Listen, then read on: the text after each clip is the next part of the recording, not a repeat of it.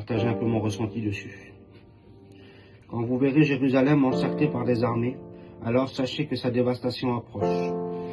Alors ceux qui seront en Judée, qu'ils s'enfuient dans les montagnes. Ceux qui seront à l'intérieur de la ville, qu'ils s'en éloignent. Ceux qui seront à la campagne, qu'ils ne rentrent pas en ville. Car ce seront des jours où justice sera faite pour que soit accomplie toute l'écriture. Quel malheur pour les femmes qui seront enceintes et celles qui allaiteront en ces jours-là. Car il y aura un grand désarroi dans le pays, une grande colère contre ce peuple. Ils tomberont sous le tranchant de l'épée. Ils seront emmenés en captivité dans toutes les nations. Jérusalem sera foulée aux pieds par des païens, jusqu'à ce que leur temps soit accompli.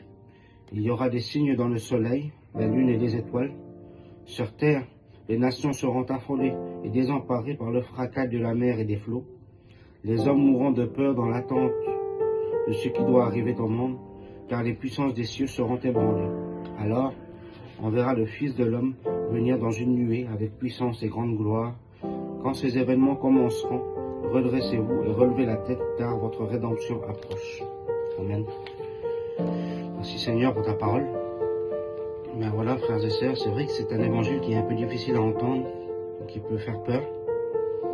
Mais j'aimerais m'attarder, moi, sur le dernier verset, qui dit « Redressez-vous, relevez la tête, car votre rédemption approche. » Et c'est surtout sur ça, sur ces paroles-là que nous devons nous concentrer.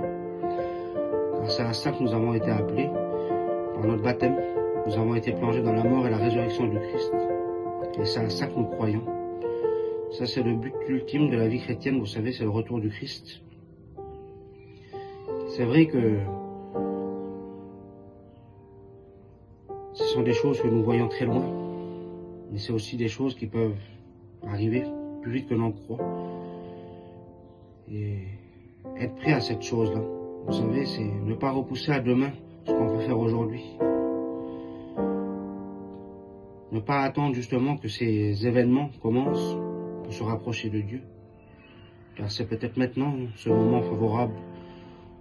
Nous devons nous rapprocher du Seigneur. C'est peut-être maintenant que le Seigneur attend notre pas. Et c'est réellement à ça que je vous invite, frères et sœurs. De ne pas attendre justement que ces fléaux commencent pour nous rapprocher de notre Seigneur. Donc vraiment, Seigneur, je te bénis, je te rends grâce aujourd'hui pour cette journée que tu nous offres.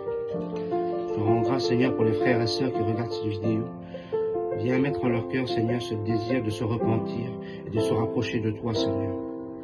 Avant ton retour dans la gloire, Seigneur Jésus, viens mettre en leur cœur, Seigneur, ce désir de faire ta volonté, mon Christ.